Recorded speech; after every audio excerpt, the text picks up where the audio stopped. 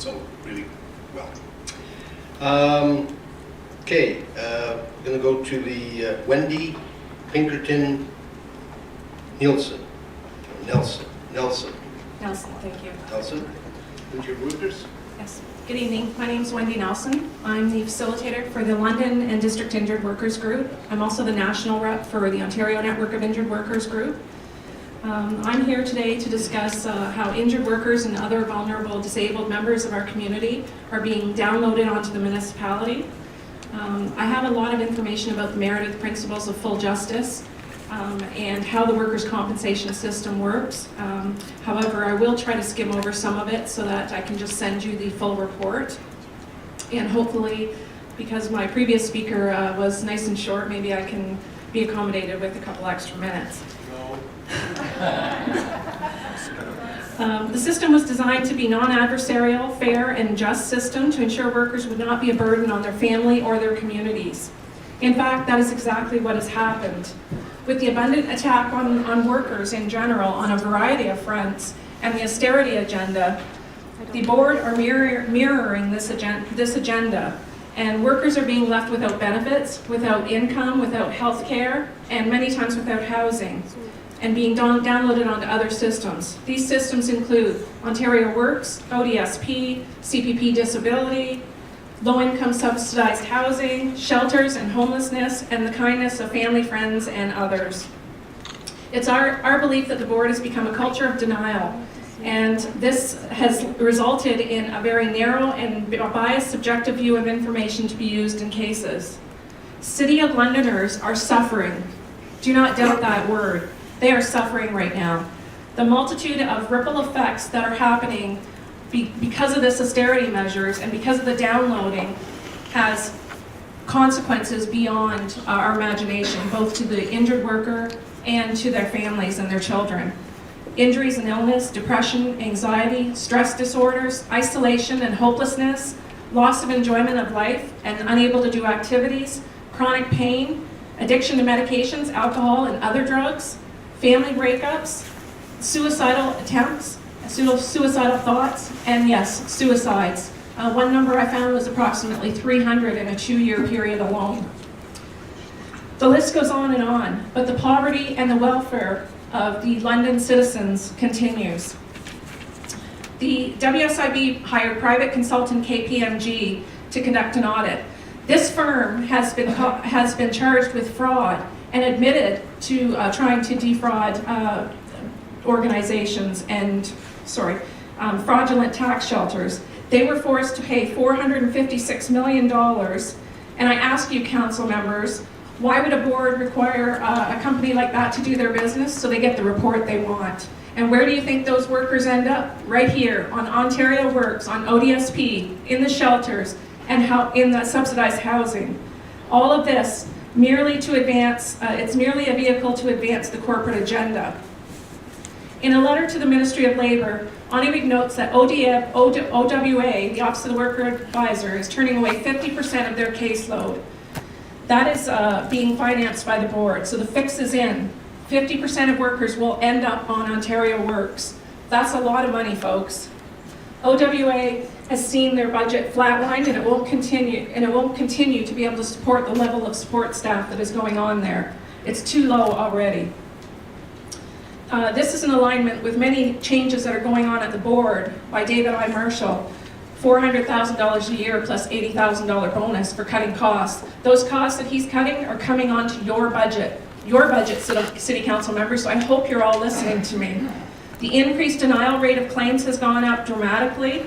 6-year post-injury has been reduced by 28.6.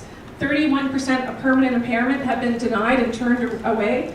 That's 4,000 fewer workers receiving WSIB benefits in 1 year alone.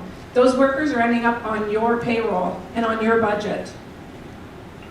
Staff members at QP 1715 have gone along with this culture of denial. However, there are countless QP members quitting, they're going off on stress leave, and early retirement. All because the board has adapted this cost savings measure and downloading onto municipalities. fear of reprisal and termination that injured workers have gone on for many, many years from their employers and from the board. In 1 year, in 1 quarter alone, in 2012, they cut $630 million in benefits. I hope that gets your attention, because I said $630 million.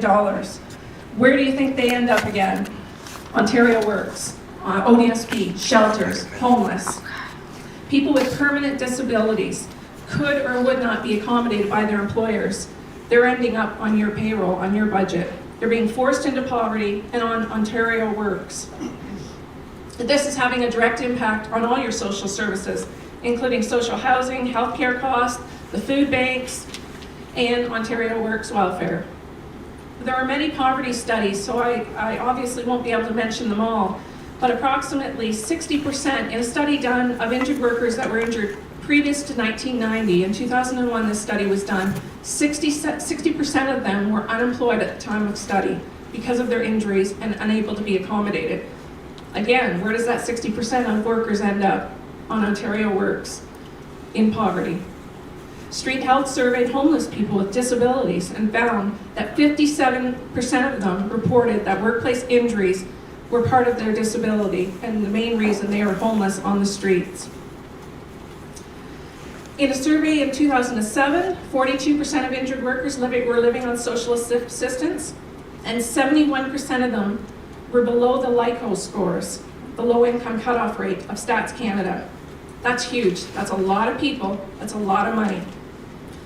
In another study in 2009, the poverty rate among injured workers was 2 to 4 times higher than in the general population of Ontario. Nearly 1 in 5 were on social assistance, 13 increased fold of food bank use, and subsidized housing had more than doubled after their injury.